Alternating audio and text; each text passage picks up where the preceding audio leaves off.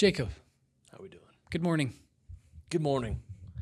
Man, did you ever watch Rhett and Link? Yeah, Remember them? I do. Actually, just funny you say that. I saw on my YouTube recommended videos today. I forget which one is Rhett and which one's Link. Rhett's the long hair guy. Yeah, it's Rhett talking about why I'm an atheist now or something. Oh, Yeah, wow. yeah. Anyway, what were you about to say? No, I was thinking, I was about to tell you Good Mythical Morning. Oh, They were like the very first podcasters, like ever. yeah. Like they truly, I think, were the pave makers for, no, they paved the way. Pave makers. They make the pavements for podcasting. Don't they have their own streaming service now? I don't know, but I just know they were the first podcast and then tried like a TV show. Yeah. Yeah. Anyway. I think it was them. Ooh, was it Rhett and Link? There was someone who never missed a week ever of their podcast. And when they were asked about it, they're like, why would we ever miss a week? It's a show. What sitcom that was released weekly did you ever miss? And I was like, dang. We missed 2 weeks ago. Yeah. Sorry about that. Won't happen again. What was I going to say, though? Good They're Mythical great. Morning. Yeah, they're great. I don't know why I just thought about them. Yeah, them and Julian Smith are my early favorites. Man, Julian Smith. Got me into filmmaking. Yeah. He made a comeback. Is Yeah. he still on YouTube? He's doing like production stuff. I actually did a coaching call with him last year. Did you really? Yeah. He offered it. He posted for the first time ever, and he's like, gonna offer 30-minute coaching calls for like $100. I was like, yeah, I'm curious. So I bought a coaching call, and I had my camera. I was gonna record the whole thing. And Yeah. right when I started, he had his camera off. He's like, no recording. I was like, oh. Dang. Yeah. So Was it a good call? it was good. Yeah. What did you talk about? Just weddings and business and stuff. Did he have like advice to give, or Yeah, was it just yeah. like Yeah. about weddings? Yeah. Kind of more like a keep on keeping on. Pep talk? Yeah. Love that. I think I was just curious. I think guys went for questions. I was just there to kind of like meet them, but Yeah. it was good. Yeah. I love Julian Smith. I made this for you. Well, Jake, I have a question / topic I want to bring up with you today. So as most people are listening to this, it's May of 2025. There might be some stragglers in 2026 who find this, but most people are listening in May 2025. And 2025 has been a little bit of an interesting year. Ever since COVID, every year is interesting. It's up or down. And I think most people are a little leaning towards down. They're down on bookings. And being in May, Come to the master for guidance. so we're coming to daddy. Being in the month of May, I think people are finally starting to maybe panic if they don't have as many weddings booked as they were hoping they were going to have Just booked. paid your taxes. Things Just are paid rough. their taxes. Maybe they got hosed. Maybe they got a nasty K1 passed to their taxes that they.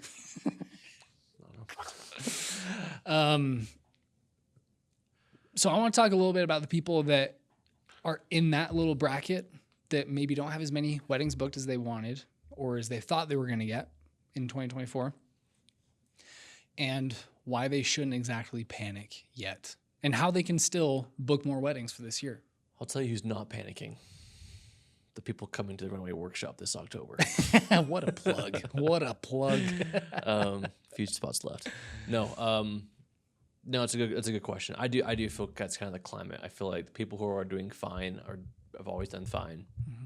People who are hurting usually are always hurting. It's a good point. Be gentle here.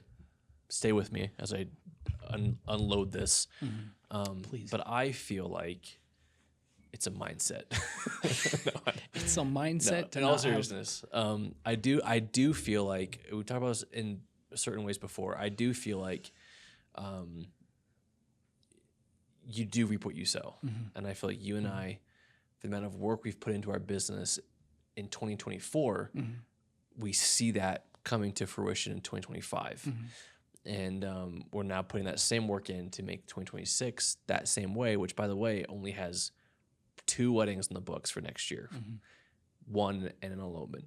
And so we're working hard to make sure that's filled.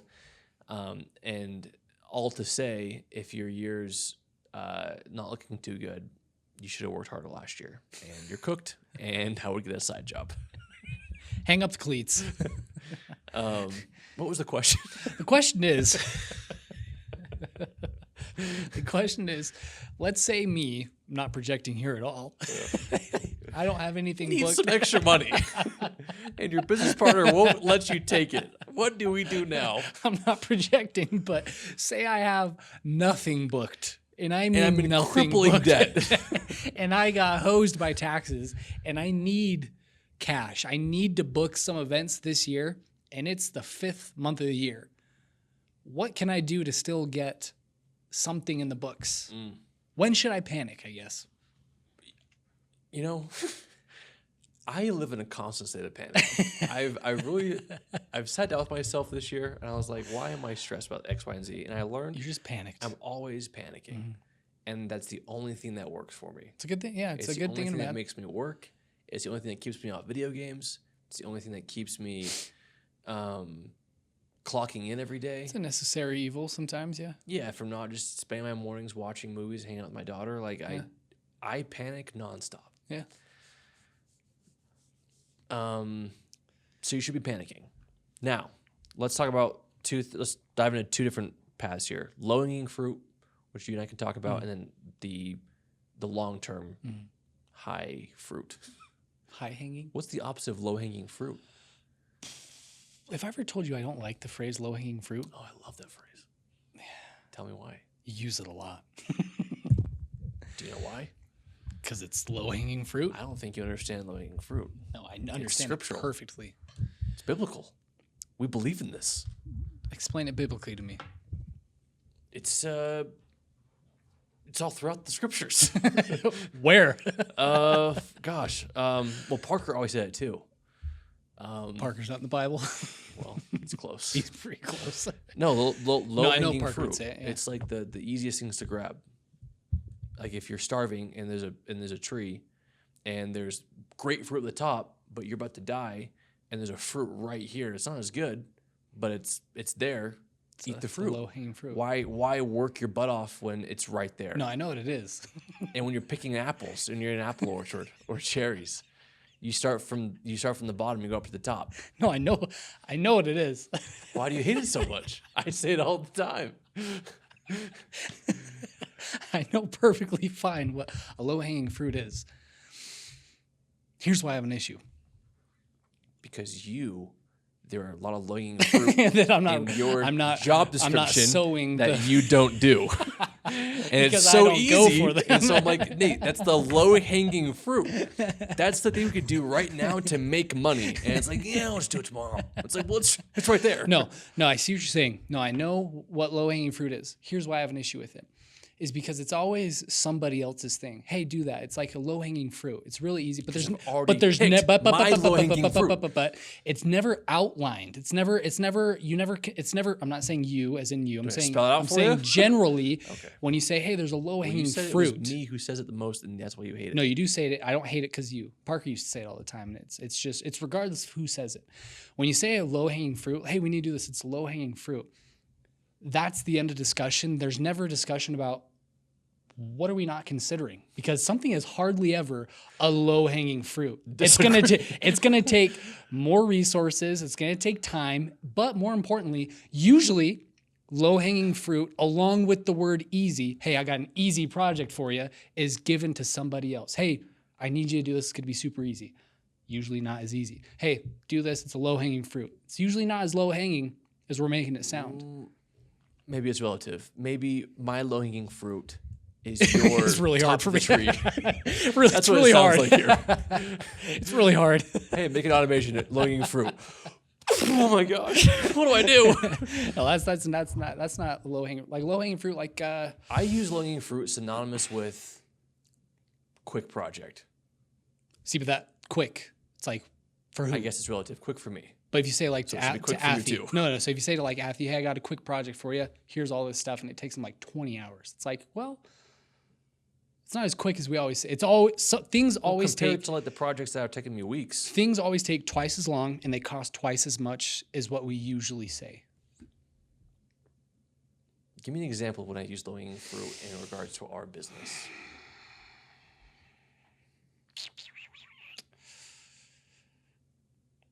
Instagram to me is a low hanging fruit activity that immediately makes us money. But Instagram still takes quite a bit of Well, everything's effort. going to take time. Right. But that's what's never talked about with low hanging fruit. So this idea of like, hey, it's low hanging fruit. Well, no one says it shouldn't take It's like time. an idea of like, oh, like let's just do it. It's super easy. It's not going to take anything. It's going to reap huge rewards. Well, but it's always like, take yeah. something. Who's saying it won't take anything? Well, that's what's implied when you say it's a low hanging fruit. I It's think super you're easy to implying do. that. No, when you say a shouldn't be low implied. hanging, we should like roll this back You're because saying you're when talking I about say- it's the easiest fruit. It's the easiest Right. thing to grab. You Right. start there, You still have to grab it. but it still takes takes time a to lot. grab it. Low hanging fruit implies it's just super easy to do. Tell me what a low hanging fruit activity is. See, I'm trying to. That's what I'm saying. I don't even know if there are low hanging fruits. Oh my gosh! It's like it's comparative, right? It's a task compared to something else. So what's a high hanging fruit? Man, I need an example of one thing. I can show you the low hanging fruit version of that, and then the long term. You know what? The whole reason we're having this discussion. You need cash quick, as a wedding videographer. The low hanging fruit, and then we got to figure out the opposite phrase. Let's just say Ask Leo or chat. High value. I mean, Parker always called it the high value activities versus the low hanging fruit. Okay, low hanging fruit for customer service is low hanging fruit. It's monotonous. It takes time, but it's a low hanging fruit. Well, it's also no. depends on the email. No, let's say no on customer service. That's not exactly a low hanging. oh, okay, courses. Okay, low hanging fruit with course sales. You're trying to sell a course. Trying to sell the course for $1,000. Someone comes in and says, "I only have $200." That's low hanging fruit. That's $200 cash that you didn't have 3 seconds ago. All it takes, you send them a link. Here's the course for $200. Low hanging fruit. You made money. Mm-hmm. That activity of doing customer service, low hanging fruit. But then the thing is, like, there's That's so like many. a project. It's like low hanging fruit. There's like so many low hanging fruits with that though. There's a lot. That would you not be better off just by focusing on the chat says the moonshot? Would you not be better off just focusing on the ambitious thing and going all in instead of wasting time on small little low hanging fruits? Right. If you're wasting time on low hanging fruit, you're missing the point. It shouldn't consume your life, But you'd be better off just going big. which we do. I think you can do both. I think you should be doing both. Sure. I think both should be. There's always opportunities for both. If you ignore the low hanging fruit, yeah, for me, low hanging fruit is just those quick projects that yield immediate results, and then I spend time on the long term things. I'm trying to get a good example. I need an example. I feel like I do use that No, phrase examples a are lot. hard. Yeah, examples are hard on the spot. Okay, well, let's just take this example. You need money. It's a slow month. You don't know what to do, and you need to grab the low hanging fruit. Okay. So low hanging fruit. No, this is good actually. This is good for me to kind of educate myself on how I use this term. Because I'm not disagreeing. Like there are So for different valued activities. It's just I think a lot of times low hanging fruit is applied to, and you're right too. I think a lot of the times it's implied like it's a low hanging fruit, which means it's easy to do, should get done quick, and it's going to yield some rewards. But I think it's dangerous because they can lead to distractions if you're always like, hey, low hanging fruit here, low hanging fruit there, when you could just be going for the moonshot, you know? right. And if you're going through the moonshot, I don't mind the low hanging fruit being passed by. If they align. But if they align. if I see, not saying you, if I see someone saying, I'm not going to bother myself with low hanging fruit, I'm going for the big thing, and I'm like, well, what are you doing to get that big thing? And they have no plan. I'm like, well, just get the. If it aligns, though, I guess. Yeah. So for me, like a wedding, for example, the long term goal. I mean, I know we're a unique example. So us out of it. Let's say you're a wedding videographer. The long term goal is to make a living doing weddings. Yeah. Travel the world, maybe charge whatever you want to charge, 7,000, 10,000, 15, maybe 5. I don't know. You can't do that. For me, a low-hanging fruit is to find a corporate event or a small commercial I can do for a couple $1,000s, or film like a last-minute wedding for like a tenth of my usual price because it's easy, it's quick, it's within a week or two or a month, and I have nothing else on my plate. I can knock that edit out. Again, I'm lowering my price, so I'm lowering the deliverables too. So I'm not saying I'm going to do a $10,000 job. I'm saying, okay, I'll do a $2,000 job, but you're only getting a 60-second edit. I'm not going to do like a full 8-minute edit recap with audio and multicams. I'm going to come, So that to me is like low-hanging fruit. Yeah, it takes your day, probably a second day. Real estate to me is the textbook definition Of low-hanging fruit for being a media production company. Go film for $300 I for will a die couple on hours. that hill. I think it's the world's easiest job. It is. Oh, do it right. It's hard. Yeah, but if you do it right 1,000 times, it's easy. It's monotonous. You're walking in and out of rooms. I think a lot of people have, like videographers specifically, they have this misconception that real estate pays really well. They can. Will Sarmiento thought that. It's going to take 10% of a $2 million listing. Come on. Sorry to spit over you. No, yeah. Most real estate, I mean, they feel like, oh, I'm shooting a $10 million house. This is going to be a huge gig. But usually it's like you're getting paid like $300 for 2 or 3 hours. Yeah. It's like, oh. Yeah. So for me, I think like a small, maybe like like Bridgers Fun Launch Live. We went to Florida. Right. Huge project, huge task. Low-hanging fruit version of that is like a small, birthday party or what we did, I don't know. Real estate to me is a definition of low-hanging fruit. So if you need quick cash, I think there's never shortage of real estate agents who will pay max $1,500 for like a smaller listing for you to come shoot and edit some content for them. Yeah. The low-hanging fruit of that is just walking through with your iPhone and a gimbal and delivering a one shot that speed ramps. Some quick wins. Okay, another example. Making a YouTube video to sell our LUTs. Low-hanging fruit is taking one shot and turning it into an Instagram ad with a ManyChat automation that sells forever. That takes more work to me than just making a YouTube video and putting it on YouTube. Right. But for some reason in my mind, that's low-hanging fruit because it's just instant engagement, instant money. Yeah. People comment, people get a sale, Yeah. Whereas a YouTube video, I'm scripting it, it's more polished, it's long form, I'm teaching. Whereas like a Instagram ad for a LUT is like a before and after. Yeah. And that makes money. Usually makes more money. No, I wouldn't say more, but it lives longer. I don't know.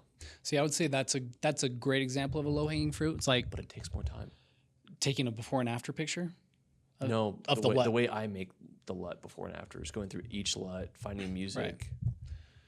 But I think that's a good example of like a low-hanging fruit. And not to distract from the actual question we're trying to get to. We'll get there.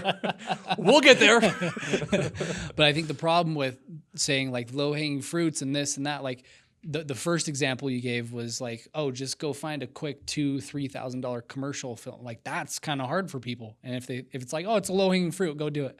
It's like, right.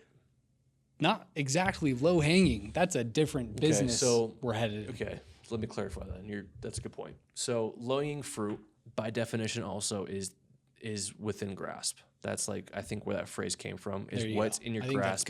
I think that's good. That's good. That's probably the best definition. Within grasp. A within grasp, quick win. Yeah. So if you have connections with people who need video content, your low-hanging fruit is anyone you can reach out to without like a cold email. Yeah. It's like, hey, I know you, you know me. I have a camera. Low-hanging fruit is let me make you a video. Yeah, connections.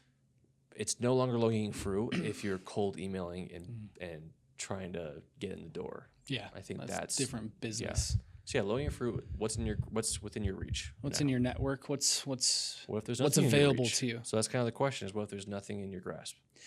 What if there's no fruit to be grabbed? This sparked my curiosity. So a couple weeks ago, we talked with Cody Pettengill again, and I noticed something was different. And if Cody's listening to this, I don't know if he realized it, but it happened. So the first time we talked to him, do you remember when we asked him about like commercial clients? And he's like, no, I don't do commercial clients. Yeah. I am my own commercial client. He makes his own ads. Yeah, I make my own ads and things like that. A couple weeks ago when I talked to him, that's kind of changed. And he had some commercial clients. He's like, for the first time ever, I'm doing this. And I've just been thinking over the past couple weeks, first off, I mean, everyone evolves, like everyone changes, and everyone is treating their business as they should. So of course I respect Cody for bringing on commercial clients, but I've been thinking a lot about just like the power of private clients, kind of going along with what you were saying, like what's available to you, what's in your network. Yeah. I envy the people who don't even need to post on social media because they just have friends who are real estate agents. They have friends who are running their own business that always need video work, and they don't even have to post on social media to get recognized. Like, reach out to those people. Hey, I'm available this week. Do you need a branding video? Do you need a story brand? Do you need any ads done for you? I think those people are really valuable. Everyone has, every videographer can have their own private clients that you don't have to post to reach. Yeah. I think it might start with reaching out to them. Yeah, I agree. No, I completely agree. Maybe I was just kind of deep in thought. I was thinking about, right when you said that about families, I hope I can share a story. I'm not like stealing it, but we were at Kinetic a few weeks ago, about a month ago now. And Caleb Norman James is a planner that we love. And he was there and he gave a presentation about your ideal client. And he said, he loves the Kennedy family. Right. And everything about them, their style, their fashion, their legacy, their heritage, their money, their everything. He loves the Kennedys. And so his ideal client, he calls Kennedy. Yeah. And Kennedy is a symbol of his ideal client. Everything that he wants his clients to be, the venues, the color palettes, the design, the money, the fashion, all of it, he ties back to Kennedy. And someone said, well, what, like, if you could put it into 3 words? And one of his, I don't remember his other 2 words, but I remember one of his words said was heritage. And he said, nice. I want clients who appreciate heritage because I want their parents to love me. I want to work with their parents. I want their siblings to use me. I want their kids to use me. He said, I want to get in with the families. And I feel like a lot of the new videographers, the new friendships we're making with the luxury market, they also do the same thing. Right. They're all the people who kind of like want to, wherever there's a party, I'm going to go there. Like, I want to be with the planner, that planner, because that's good parties. I'll go with her. But a lot of people say, yeah, we'll do that too. But the main thing we focus on are families and heritage and being in with like the crowd, you know, because like there's only so many of them. Like, they're all in the same yacht club. Yeah. So if you get in with one of them and they see, oh, like so-and-so did my wedding. Yeah. And it's like, well, there's 4 of you guys on the yacht. Odds are they're going to want to use who they trust, right? And so I think what you were saying, like, first, I think the low-hanging fruit, not for making money, but for, like, getting the ball rolling, I think the low-hanging fruit is to start garnishing relationships. Right. Because you don't know where that's going to lead. A simple hey or a simple coffee date or a simple... I think that's, like, low-hanging fruit of networking is just the outreach. Get that off your plate, right? Like, think about how far some of the DMs you and I have sent have gone. Yeah. Like, minimal effort, right? Very little. Low-hanging fruit. Yeah. Am I using that right? Yeah, within our grasp. You're following them? Just DM them. Yeah. It took, what, 3 seconds? Well. And it led to an email, led to an inquiry. Yeah. Yeah. Low-hanging fruit. So I think, like, if you don't know where to start, get the ball rolling now. But we still haven't answered the question, which is, where do you find instant cash? And I would look into MLMs, actually. Utah's a great place for that. doTERRA. Hims. Let me think about that. If I was in that boat, I do think I'm a believer, not to get preachy, I'm a believer that God wants to take care of me. And if I put forth the effort, he will. And you could take that to a spiritual way and say, you know, call it what you want. If you manifest something, it'll happen. Or you put good energy out into the universe, and the universe comes back. Karma, you could just call it whatever you want. But at the end of the day, how I say is, God loves me, wants to take care of me. If I work hard with honest intention, he will supply and open the doors that I'm, you know, or at least I'm opening the doors and he's making the doors, you know. So with that being said, I'm a believer that if I can just go out there and just be who I am and network and work hard, the opportunities will come. And what's the phrase? Like, luck is preparedness. What's the phrase? Preparation meets opportunity. Right. And so Opportunity meets preparation. right. And so when you look at that, it's funny because there's no Yeah. such thing as luck then. It's just opportunity and being prepared. Yeah. So it's like, okay, well, are you prepared? Mm-hmm. That's the first question you ask yourselves. And oftentimes the answer is no, right? Yeah. Like Oh, think yeah. about us 3 years ago. If it's like if a wedding came to us with that caliber, we weren't ready for it, we're not prepared. And we still wouldn't be prepared Right. for those like Right. Ray True. Roman weddings. True. It's like, oh True. shoot, I don't know. Exactly. So then the question is, how do I get prepared, right? So then you start investing, you start networking, you start going to workshops, plug below. You start going to mentorships, you start reaching out to DMs, you join Facebook groups and try to find people who, are building communities, and you can ask your questions there. And naturally, I think by default, as you broaden that circle of people around you, as you're like becoming more prepared, the opportunities that weren't at your tier are now there because you've pushed yourself into a different place. And so it's kind of all philosophical, but I think like still, that's where I believe. I believe the more you prepare yourself, the more opportunities kind of come your way by default. No, I fully agree with that. I remember being a teenager. Maybe I was in high school, I think, and my dad, who's one of the hardest working people I know, he wanted to teach me scripturally about the value of work. And I don't remember the verse off the top of my head, but it was talking about how from the sweat of their brow, sweat of man's brow. yeah, they shall eat the bread. Yeah. And that stuck with me. I'm like, dang, My dad said the same thing to me. you got to work if you want to make the money. But also more recently, after the Clarity Workshop, which by the way is where I got this music bed shirt, link below, 14-day free trial. Lindsay from Larev was giving a presentation, and he mentioned an audiobook that he had read, and it really made an impact. I was like, oh, I want to check that out. It was called Failing Up by Leslie Odom Jr. And Leslie Odom Jr. is an actor. He's a Broadway star on Hamilton. And I know him. Fascinating book. It was a great read. Pretty quick too. But I'll never forget like the opening chapter. He's talking about when he was 29. He was just about to turn 29 years old. And it was crazy because it was February 8th, 2 days before my 29th birthday. And so in this opening chapter, he's talking about all the anxiety, all the kind of like reflection he's having as he's heading towards that 30-year mark. Like he's about to turn 29, which is, did you have a moment like that where you're just kind of like, dang, I'm 29?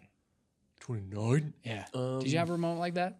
Kind of. Not quite 30, but you're like, I'm going to be there soon. Yeah. So he's talking about kind of like that anxiety, that reflection moment, and where he was at in his career. And as an actor, he was struggling to get gigs, and he has this Broadway dream, and he would kill it on the gigs he got hired for. And so he's having this down season, and he hires a mentor, which, if I remember correctly, it was his wife's father, his father-in-law. They weren't married at the time yet, but yeah, it was father-in-law. It was a good businessman. And he called him, and he's having this conversation about business, and his father-in-law told him, he said, Leslie, you're amazing when somebody calls you.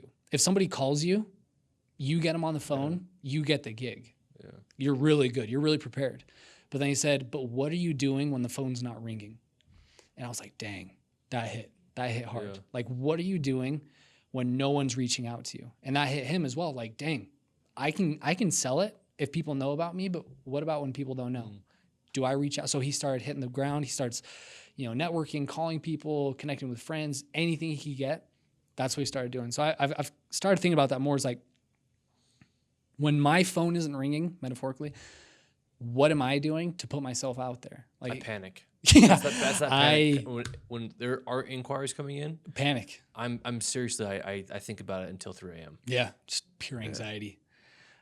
Which good and bad. I think it's a balancing act. Yeah. But I think something that I think first and foremost, somebody needs to realize in May of 2025, people are still out there booking videographers for July, August, September. We got an inquiry for July. Yeah. And didn't work out, But the point is there's still people booking. Yeah. So don't lose all hope that July is gone. Yeah. Last minute things come up. Yeah. Tons. Yeah. It's who you know. And we said this before, it's who knows you. So yeah, get those phones ringing. Yeah. Yeah.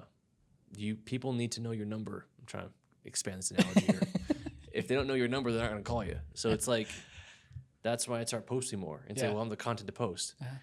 And that's where I didn't want to like lead with this because I wanted to talk about like, you got to go out and network and, work. But the answer I would immediately give if you were to ask me this question again, and I wasn't trying to be mindful of the economy or whatever, I'd say it's time to spend some money. Mm-hmm. It's time to invest a little bit. That could be in a course or a coaching call, or maybe you pay for some friends to get an address and some flowers and do a styled shoot just to get you working, get your blood flowing, get some content out there on your website, on your Instagram. Some movement. Or go to a workshop or a styled shoot. Like, I think like you gotta spend some money. Yeah.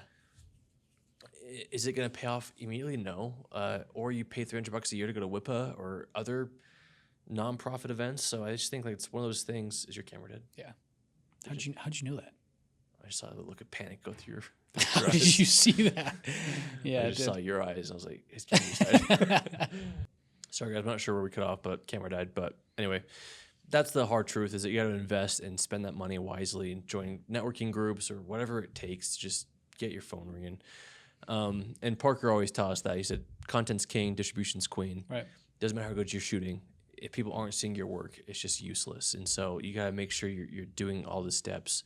And I know it sounds overwhelming to just kind of say like, just, do it all. Go out there and do it. But you got to like just make a plan for yourself and say, okay, like, you know what, this month I'm going to post 10 times. I'm going to post twice a week or 3 times a week, whatever the math is. If I have the content, I got to go get that content. How to get that content? You need to find a couple, do an engagement shoot or offer something. You just you gotta get your work out there. But I also think, you know what? I can't overstate the power of a network and a community, because to me, the best way to get in the door is to start second shooting with people. So that's actually a first investment I'd make, is Second Society as well. Join Second Society, and just start getting your name out there and just start shooting for people, learning from them. Easy cash, but that's hard because it's, you're kind of hoping on time. I don't know. Yeah. I'd say another thing too is check your ego a little bit. Yeah. I think a lot of people are like, dang, I'm not booking anything, but they've had a ton of inquiries and they're not booking anything because they're way too expensive. Yeah.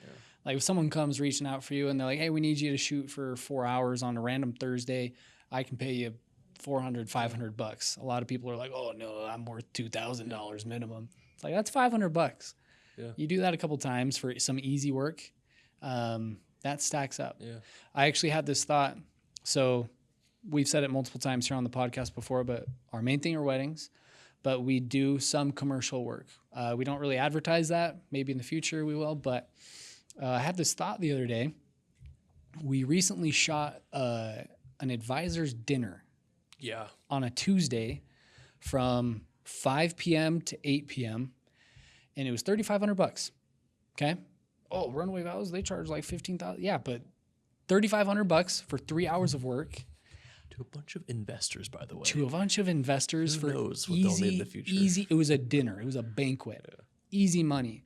And if you were to do that, I mean, someone could make a very, very healthy living if they did that every single day. 5 to 8 p.m., almost $4,000 a night. If you could do that, like, just check your ego. If you charge $10K and you get a booking for 2, take it. If like your dad said on that podcast, if you can make it work, make it work. Yeah. Guys, my goal my first year doing this was I wanted to make $10,000 a month. That was like my goal. And so I didn't care what the gig was or what they charged me or what I thought my worth was. I just knew that it was like filling up the piggy bank. Yeah. I was getting closer to that 10K every month. I didn't do that every month. It was rare. But when those month hit and I was like, man, I remember the first week of January, the month I did that, it was 2018 January. I had 5 weddings in a week. There was a Monday wedding, or maybe it was like an elopement, and then it was like Tuesday, Thursday, Friday, Saturday, and then something else. It was crazy. I was just like, wow, but I hit my goal, worked to death, but I was like, you know what? I didn't care because that wasn't the goal. The goal wasn't to like be comfortable. Right. The goal was to make 10K. Yep. And if I could do that, whatever it cost me, just be careful. Don't like sacrifice your relationships. or get a job. But also, like, here's low-hanging fruit. If you go to the dentist, ask your dentist, do you have a videographer? Yeah. Do you need any content of your office Yeah. for ads? Promise you he'll say yes. And I promise he'll write you a blank check.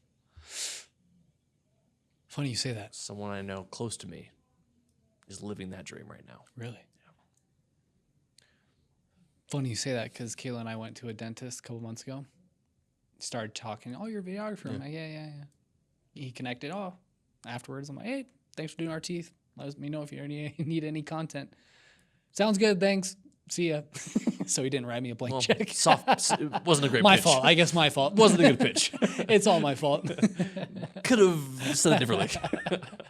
No, but like seriously, I think No, yeah, it's yeah, opportunity is endless. yeah. Walk into a bridal show, or go to a bridal shop, and say, hey, do you have any models that come into your showroom for dress try-ons? Yeah. And they'll always say yes, and say, can I film that catalog? And they'll be like, oh my gosh, we love that. And then boom, you just gave them content for social media of every single dress. Yeah. Maybe it's for free, but then I promise that'll lead to more. And then it's, oh wow, we love that. Can I have my business card in your window? Then every bride coming into your bridal shop sees your business card. Yeah. Also, another thing too is just talk about yourself as a business owner. Like tell people you're a videographer. Yeah. It's kind of weird, like when you tell people in random conversations, like with new people you've never met, or like maybe I don't know. Don't be afraid to talk about your services. Yeah, I'm a videographer. I own a production company. I own this. Oh, no way. I didn't know you're a videographer. I have a friend who XYZ. I'm going to connect you with. Like that puts you in circles. It's not crazy common, but it pays off. Start seeing yourself as that. Absolutely. Well, I hope we help somebody. I hope so too. I feel like I didn't really give any solid advice, but I think the whole point is I feel like we spitballed a couple. It's just, get out there and just build connections. Yeah. It's okay to panic a little bit. Yeah. Not to the point of like pure anxiety where you don't get things done. A little bit of anxiety, a little bit of panic is good. Gives you the motivation, gives you the fire. But get out there, do the work, start reaching out to people, check your ego at the door. And worst case, get a job. It's not the end of the world. I don't know why that's such a taboo topic. Just if you need to get a job, please go get a job. Or Uber or DoorDash. Like, who cares? We have never lived in a better time to make money on your own terms. And it's just crazy. And I tell Ken's, I'm like, if I had nothing going on, like if I had no job and no weddings and I wasn't trying to make this work. Megaplex. And I was like, and I wanted to just make as much money as I wanted to. I'm like, I would work at the Megaplex and be happy throwing popcorn.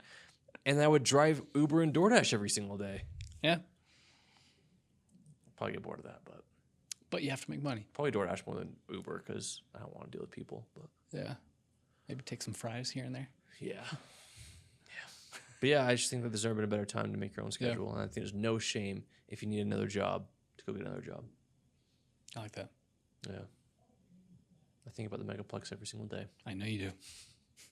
And I would get so burnt out within a week. I promise. A Megaplex? I was thinking about it. I was like, yeah, I just need freedom. That's why we're doing this. But if you own the theater, yeah. Someone said it's like working in food though. That's true. Consumes 80 hours a week. Yeah.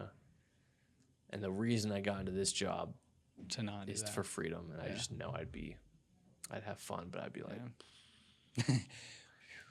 I have to do this again today. Slinging the popcorn. Yeah, whereas with this job, every day is a new problem. Yeah.